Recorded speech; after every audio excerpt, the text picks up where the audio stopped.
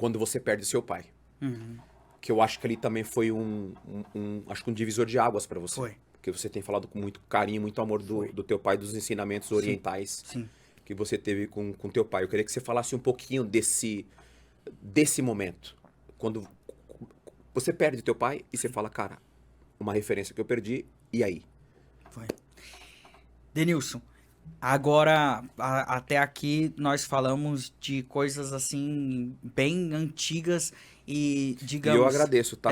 Por você abrir o teu coração e falar. Isso.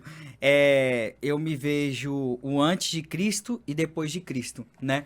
E aí agora eu começo a falar abertamente, assim, com a nova visão de vida que eu tenho e como eu vivo já há 8 anos, né? Depois que eu aceitei a Cristo, que eu entendi que foi na dor realmente, eu simplesmente queria ser ouvido, né? Porque durante a minha vida inteira eu sentia que as pessoas me ouviam porque eu era o Yudi, me ouviam porque tinham interesse em alguma coisa na minha vida. E nesse momento que eu falei que eu tava perdido, que eu tinha perdido tudo, que eu tava no fundo do poço, eu recebi um convite para ir para a igreja.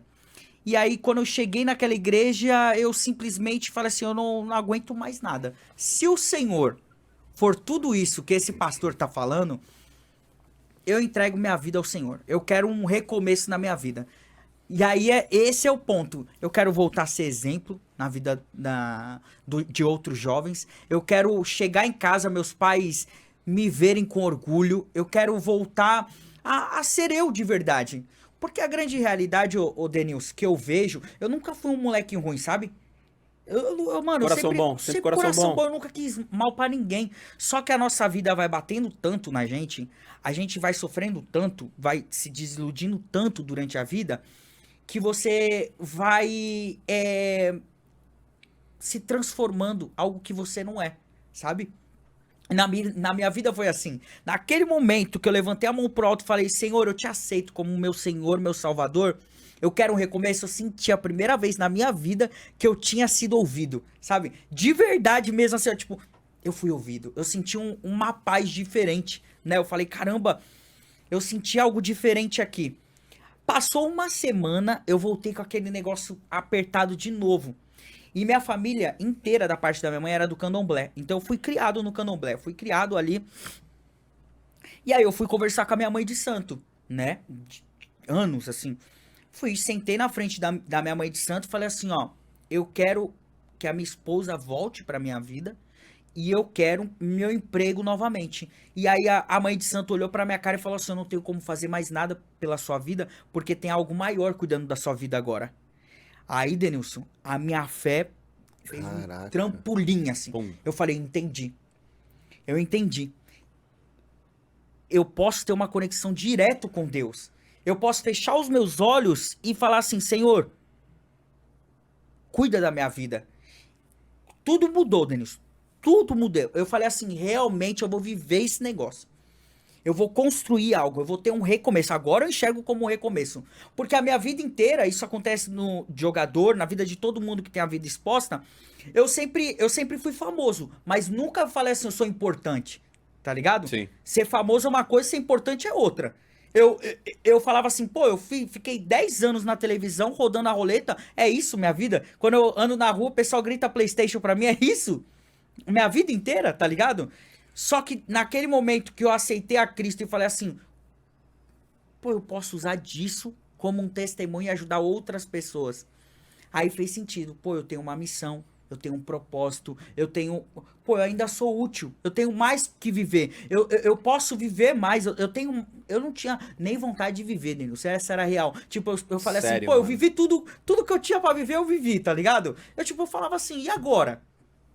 Eu não tinha um planejamento, eu não tinha, tipo, mais nada. Quem é o Yudi, né? Quem que é o Yudi? Quem é o Yudi? Beleza, e agora? E, tipo, não tinha isso. Mas aí depois que eu aceitei a Cristo, ele me deu uma nova identidade e falou assim, agora começa a fase real mesmo, agora começa.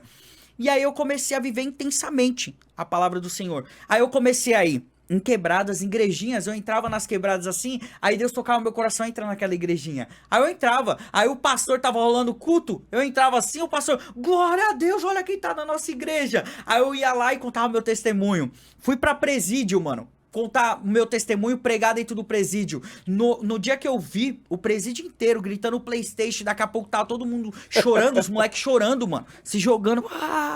Eu falei, mano, olha o poder disso, o poder do testemunho. Ó, eu achando que minha vida já tinha acabado, ela apenas estava começando, sabe? Aí as coisas foram mudando, Denis, mudando. Só que a coisa mais normal que acontece é você começa a enxergar isso como um trabalho e não como uma missão.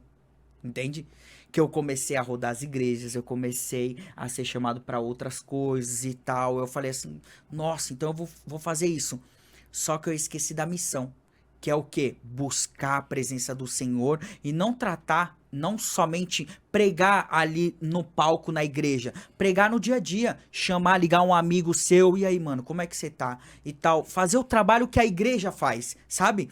Muito é falado, ô Denilson, que a igreja, rouba dinheiro dos fiéis, pastores é tudo ladrão e tal, mas a grande maioria mesmo, rodando as igrejas, Denilson, mano, tem pastor que você chega lá, o cara não tem nada dentro de casa, mas o cara dá a vida pras outras pessoas, isso é verdade mesmo. Isso é verdade. Tem gente que tem um coração gigantesco, mano, gigantesco, e aí... E que essas pessoas entenderam que essa é a missão delas. Essa é a missão dela, tipo assim... Que deixa ela feliz. Pra onde eu irei, sabe? Eu não tenho mais como viver sem, a não ser cumprir a missão que o Senhor colocou sobre a minha vida. Só que aí o ponto, eu começo a tirar o espiritual e viver o carnal, tipo, como se fosse assim, os frutos carnais. O que Deus me entregou, eu vou viver dessa forma. Porque é uma bênção viver todas essas missões que o Senhor me colocou.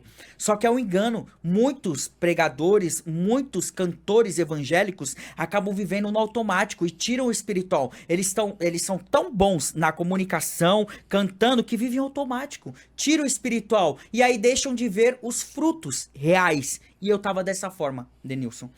Foi quando. Mas de novo, senhor... né? De novo, Denilson. Mas assim, Né? Porque fazendo a comparação mas você do foi, antes e o do depois, de novo, você foi o jogador ensinado assim. tava empolgando de novo o jogador. Mas você foi tava- forjado a isso. Você cresceu aprendendo a isso, a receber, entregar, comunicar, você, entendeu? Exato. Então isso tá Só tudo que- na tua cabeça já. Só que eu esqueci de quem tinha me entregue tudo era o Senhor, tá ligado?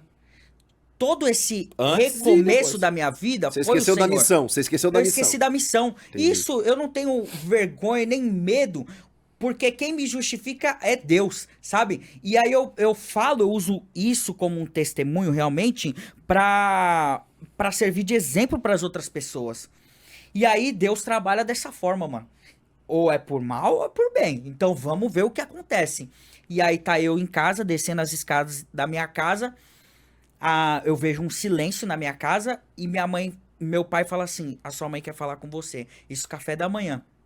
Eu já tava com contrato, já tinha pago todas as minhas dívidas, eu já tava na Record, tinha acabado de ganhar o Dance Brasil, enfim, tava bem. E aí minha mãe vira e fala assim: filho, a mãe tá com câncer. Aí, Denilson, aí na hora que ela falou isso, eu falei assim: tá com câncer, mãe? Aí, a mãe tá com câncer, mas vai dar tudo certo. Aí eu engoli o choro e fui pro meu quarto. Aí, Denilson, aí eu falei: Senhor, por que isso, Senhor? Eu tô fazendo a tua obra, eu tô o moleque certo, sabe? Eu já tava 1 ano e 5 meses sem transar, ô Denilson. Isso pro moleque que tinha tudo. Eu falei: Senhor, se é isso que me distancia da tua presença, eu vou ficar. Vou ficar aqui. 1 ano e 5 meses sem nada, sem contato com ninguém. Eu falei assim: eu quero viver isso daqui intensamente, mano. Senhor, mas por que minha mãe com câncer? Sem nenhuma resposta, mano. Sem nenhuma resposta. Aí eu falei: eu entendi. Eu falei: Senhor, eu vou fazer agenda. Eu vou rodar o Brasil contando o meu testemunho e vou falar o que o Senhor tá fazendo. E aí eu rodei esse tempinho. E aí nas igrejas eu ia, compartilhava, e no final do testemunho eu falava: igreja, a minha mãe tá com câncer. Eu peço oração da igreja pela minha mãe. Aí nesse tempo, as pessoas me mandavam mensagem que estavam no culto, né? Yudi, presta muita atenção, porque ao mesmo tempo que tem pessoas que querem o seu bem, tem muita gente que quer seu mal e vai orar ao contrário. Aí eu falava assim, meu irmão, eu sei que o sangue do cordeiro foi derramado sobre a minha cabeça. E eu sei também que a oração de um justo sobe e desce em forma de bênção. Então eu creio que Deus escuta a oração dessas pessoas que querem o meu bem mais do que querem o mal, porque Deus é soberano. Deus controla tudo, sabe? E Ele quer isso de mim. Eu fiz essa turnê, Denilson. Aí quando eu volto, já tava na pandemia. E aí eu falei assim, mesmo assim eu vou fazer uma reunião. Fiz aquela célula clandestina, né? Porque Deus tinha falado pra eu fazer, eu fiz. Tinha poucas pessoas. No começo da pandemia, Denilson, ninguém tava fazendo cirurgia do câncer. E minha mãe já precisava fazer a cirurgia dela. E aí eu falando, gente, contei tudo que Deus tinha feito na célula e falei, gente, minha mãe tá com câncer. Eu não tô tendo como fazer a cirurgia da minha mãe, mas eu creio que Deus vai dar um jeito. Todo mundo só tá atendendo o caso de Covid, mas eu creio que Deus vai dar um jeito. Aí nessa célula tinha poucas pessoas, um dos caras se levanta e fala assim, eu sou dono de hospital, eu vou fazer a cirurgia da sua mãe. Puta que